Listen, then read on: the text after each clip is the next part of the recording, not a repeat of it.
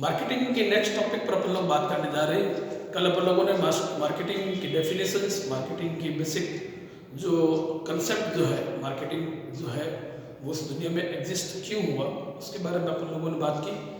आज की वीडियो में हम बात करते हैं विपणन की विशेषताएं या प्रकृति। पेपर में दो तरह के क्वेश्चन बन सकते हैं। आप लोगों से ये पूछा जा सकता है कि विपणन के गुण लिखो, हिंदी में कहा जाए, इंग्लिश में ऐसा लिखा जा सकता है write down the characteristics of marketing. या आपसे यही क्वेश्चन घुमा कर भी पूछा जा सकता है write down the nature of marketing, विपणन की प्रकृति को समझाइए। विपणन की प्रकृति का मतलब ये हो गया विपणन जो है वो किस तरीके से मार्केट के अंदर एग्जिस्ट होता है, यानी उसकी प्रकृति, यानी उसका नेचर क्या है, उसका स्वभाव क्या है, हम उस पर बात करना है। विपणन की प्रकृति पर बात करें या उसके गुणों पर बात करें तो सबसे पहले बात करें विपणन एक मानवीय क्रिया, it is a human activity. विपणन एक ह्यूमन एक्टिविटी इसलिए है क्योंकि इसे जानवर नहीं कर सकते, पक्षी नहीं कर सकते, केवल मनुष्य ही इसे कर सकते हैं, इसलिए विपणन एक मानवीय क्रिया है। दूसरा है सामाजिक एवं आर्थिक क्रिया। सामाजिक एवं आर्थिक क्रिया इसलिए है विपणन यानी सोशियो इकोनॉमिक एक्टिविटी है। सोशियो इकोनॉमिक एक्टिविटी होने का रीजन है क्योंकि विपणन जो है वो समाज के लोगों के बीच में होगा। समाज की आवश्यकताओं, समाज की मांग, समाज की चाहत, समाज की वैल्यू, समाज की संस्कृति, समाज का जो कल्चर है, उन सबको ध्यान में रखते हुए आपको अपना उत्पाद बेचना पड़ेगा। और आर्थिक क्रिया इसलिए है क्योंकि जब आप किसी को सामान बेचोगे तो बदले में खुद का भी कुछ फायदा, यानी बदले में कुछ मुद्रा लोगे, यानी मुद्रा के बदले आपको वस्तु दोगे, लोगे, जो भी कुछ करते हो तो आर्थिक क्रिया होगी, exchange of things in terms of money, इसलिए एक आर्थिक क्रिया। गतिशील एवं जटिल प्रक्रिया, dynamic and complex process. Dynamic और कॉम्प्लेक्स प्रोसेस इसलिए, देखो ये डायनेमिक वर्ड या गतिशील कहीं पर भी आए तो गतिशील का मतलब होता है कि किसी भी चीज का उसके वातावरण से संबंध है,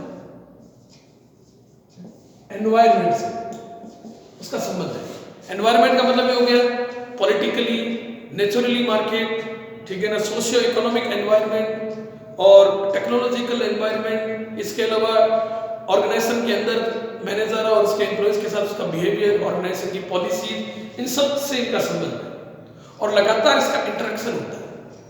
जटिल प्रक्रिया इसलिए क्योंकि जब आप मार्केटिंग करते हो तो आप जिस प्रोडक्ट को बेचने के लिए जा रहे हो आपको ये पता होना चाहिए आपका प्रोडक्ट जो है वो कौन व्यक्ति खरीदेगा, आप किस प्रोडक्ट को किस मार्केट में बेचोगे, लोगों की चाहत क्या है, वो कितने पैसे में इसे खरीदना चाहते हैं, उनकी डिमांड क्या है, क्या वो इसे खरीद सकते हैं कि नहीं खरीद सकते हैं, क्या अभी ऐसा मौसम या त्यौहार जो इन्फ्लुएंस करते हैं किसी की डिमांड को, तो उस मौसम में ये बिकने के लायक है या नहीं है, ये सब चीजें आपको ध्यान में होनी चाहिए। इसलिए डायनेमिक और कॉम्प्लेक्स प्रोसेस है। विपणन मिश्रण के निष्पादन की क्रिया। विपणन मिश्रण का मतलब होता है इसमें चार चीजें इन्वॉल्व होती हैं: product, price, place and promotion. 4 P's के नाम से जानते हैं इसे। तो निष्पादन का मतलब आप अपने कौन सा, यानी क्या बेचने के लिए जा रहे हो, प्रोडक्ट जो है तो उसकी क्वालिटी क्या है, उसका रंग कैसा है, उसकी जो है वो खरीदने के लिए लोग कौन बैठे हैं, प्राइस वो कितने प्राइस में बिकेगा, प्लेस कौन से स्थान पर बेचोगे, और प्रमोशन उसका संवर्धन, यानी आप उसको प्रमोट करने के लिए, विज्ञापन करने के लिए क्या करोगे। तो इन सब को करने के लिए आप समग्र रूप से जो है यानी इंटीग्रेटेड रूप से आप लोगों को मार्केटिंग की आवश्यकता होती है। एक निश्चित विषय वस्तु, सर्टेन सब्जेक्ट मैटर।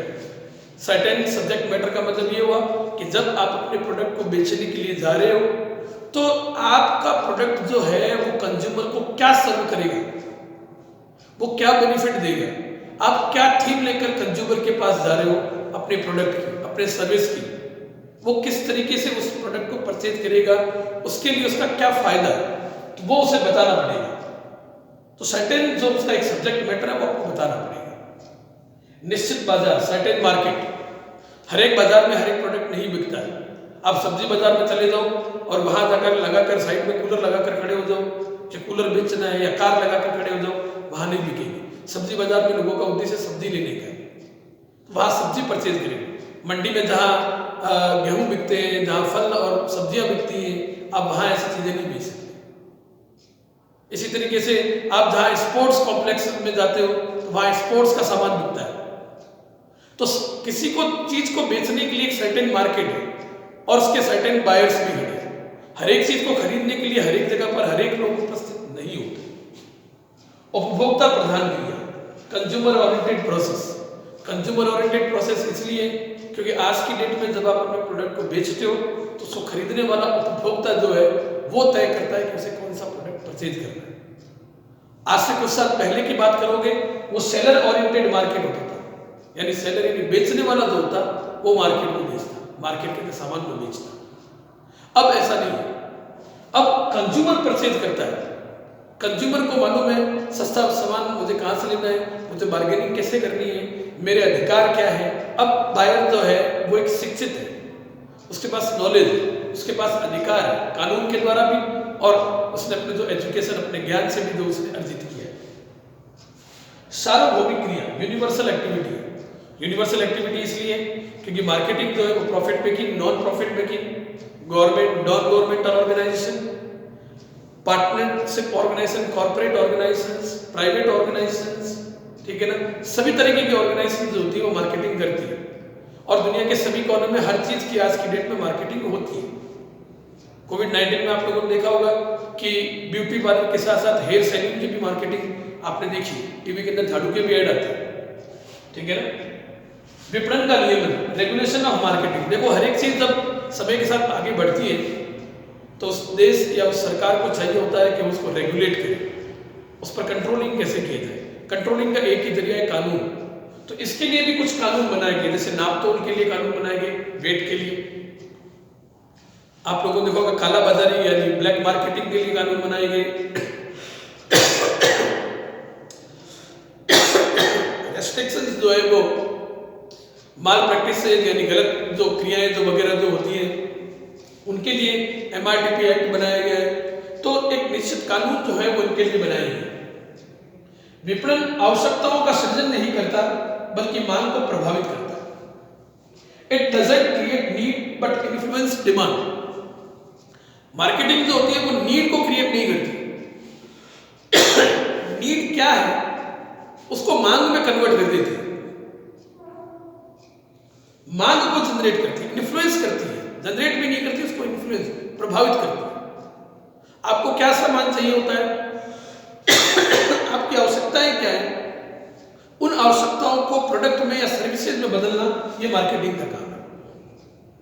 अंतर विषयक विचारधारा, इंटरडिसिप्लिनरी अप्रोच, यानी मार्केटिंग जो है वो एक सिंगल सब्जेक्ट से नहीं बना।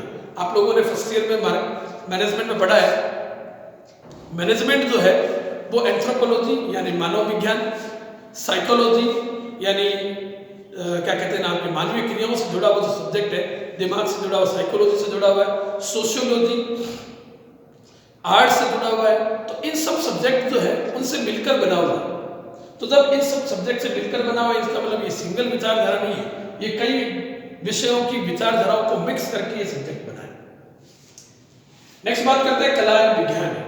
कला का मतलब होता है कि भाई आपके पास कोई स्पेसिफिक गुण है और आप उसको डिफरेंट वे में रिप्रेजेंट करते हो, ये कला है। तो सामान तो हर एक लोग बनाते हैं। फॉर एग्जांपल लक्स साबुन भी बिकती है मार्केट के अंदर, डव भी बिकती है मार्केट के अंदर, लाइफ बॉय भी बिकती है, लेकिन सबको बेचने का तरीका अलग अलग है। आप लोगों ने देखा होगा कई हीरोज हीरोइन जिनको आप लोग पसंद करते हैं, सेलिब्रिटीज जो होती है, हर एक के अंदर एक डिफरेंट क्वालिटी है और वो डिफरेंट क्वालिटी जो है ना वही आर्ट्स कहलाती है। तो अगर आपको अपना सामान बेचना है दुनिया के सामने, दुनिया के लिए, तो आपके अंदर वो आर्ट्स होनी जरूरी है। और विज्ञान उसका एक systematic way, systematic body of knowledge is called science. तो सिस्टमेटिक बॉडी ऑफ नॉलेज जो है वो यहाँ पर अप्लाई होता है। हर एक चीज का कॉज एंड इफेक्ट बिहेवियर है यहाँ पर, यानी कोई चीज होगी तो उसके पीछे कोई ना कोई कारण होगा। विभिन्न कार्यों की प्रक्रिया, विभिन्न कार्यों की प्रक्रिया कैसे, जब आप मार्केटिंग करते हो तो मार्केटिंग के अंदर केवल एक सिंगल यू नहीं है कि आप गए और सामान को बेच दिया। यहाँ पर अगर आपको सामान को बेचना है तो आपको वस्तु का सबसे पहले आपको प्राइस तय करनी पड़ेगी, उसकी क्वांटिटी तय करनी पड़ेगी, उसका संवर्धन यानी आप उसका विज्ञापन कैसे करोगे, आप उसे किस तरीके से मार्केट में बेचोगे, आपके बायर्स कौन होंगे, किस मार्केट में आप उसे बेचोगे। तो ये इतने सारे फंक्शंस एक साथ आपको जो है वो प्ले करने पड़ते हैं मार्केटिंग के अंदर। तो इसीलिए ये विभिन्न कार्यों की एक प्रक्रिया है। एक गुण मैंने जानबूझकर छोड़ा, जो है विनिमय जो है वो विपणन का आधार है। विनिमय विपणन का आधार क्यों, वो यहां पर बात करते हैं। देखो विपणनकर्ता जो होता है वो किसी भी सामान को बेचने के लिए जब मार्केट में जाता है तो उसकी मार्केटिंग करता है, और लेने वाला क्रेता यानी बायर, ये बायर है,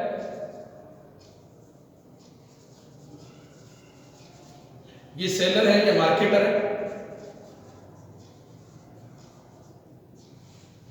अब मार्केटर सामान को बेच रहा है और बायर को एक प्रस्ताव दे रहा है। बायर ने उसके लिए हाँ भरी कि ठीक है मैं सामान ले रहा हूं, एक मूल्य तय हो गया, आप लोगों ने कॉन्ट्रैक्ट पढ़ा, उन्होंने मूल्य तय किया कि भाई इतने मूल्य पर मैं लूंगा या देने का वचन करता हूं, और वो जो है उस सामान की आपूर्ति यानी सप्लाई जो है उसको कर देता है। तो देखो क्या एक्सचेंज हो रहा है, यहाँ विचारों का एक्सचेंज हुआ, कॉन्ट्रैक्ट हुआ, यहाँ मूल्य का एक्सचेंज हुआ, यहाँ उत्पाद या सेवा का एक्सचेंज हुआ। इसलिए विनिमय जो है वो विपणन का आधार है। आज की वीडियो में हम इतनी बात करते हैं।